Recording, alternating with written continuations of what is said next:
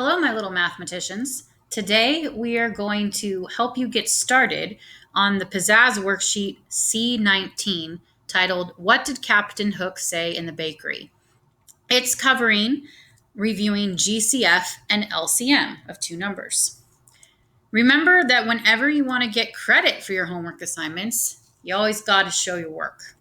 So the first thing, please always label what worksheet it is. Okay, so we're doing C-19. Then I'm going to show you how to do problem 1. It says find the GCF of 6 and 10. Now I know that you can probably do this in your head, but no work equals no credit. So let's go ahead and use the ladder method. Try to think to yourself, what number can go into both 6 and 10? Well, 2 can. 2 times what is 6? 3. 2 times what is 10? 5. Can anything go into both 3 and 5? No. So I'm done. This is my GCF along the outside. It's just 2. So on my actual worksheet, I put only my answer because I'm showing my work on a separate sheet of paper.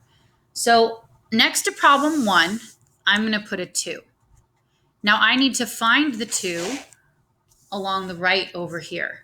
I suggest if you have a ruler or maybe even a piece of paper, draw a line connecting that diamond to the diamond of 2. And if I draw a line connecting those 2 diamonds, it goes through 8E, which means down at the bottom of my worksheet, I'm going to fill in an E for 8. Now, before you jump ahead on this, I want you to take into consideration that this worksheet jumps back and forth between finding the GCF and LCM. So it might be helpful if maybe at the beginning, if you have a highlighter, you might want to highlight all the times you see GCF, one color, and then all the times that you see the word LCM, another color.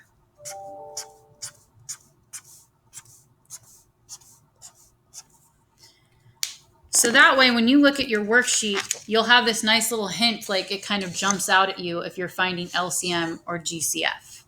Okay, so with that being said, we did one of our GCF problems. Let's skip ahead to an LCM problem. Now, I still want you to, of course, do the problems in between, but let's jump ahead to problem 6. Problem 6 says find the LCM of 4 and 10.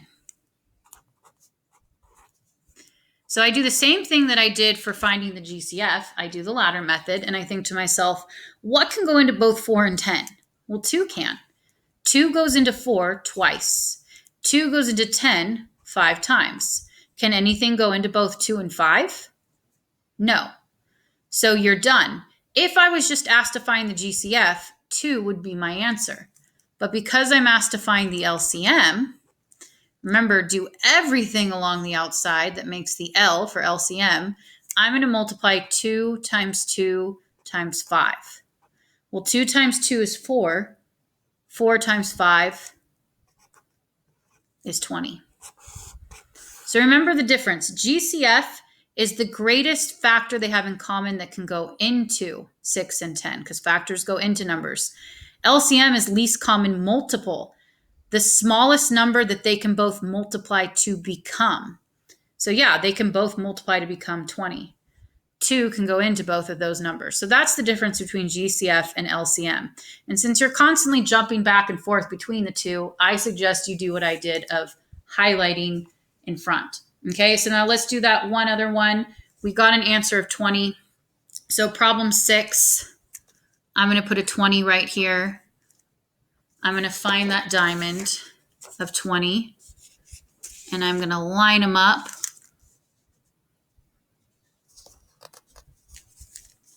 And draw my line connecting them. And once I draw that line, I see it goes through 6A.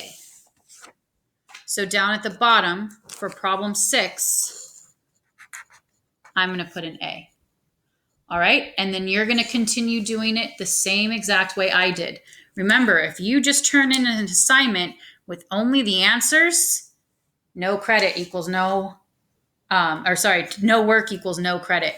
So please have your work shown on a separate sheet of paper. And when you submit your homework, you're going to submit both the original document itself and your work. All right, good luck, my little mathematicians. You got this.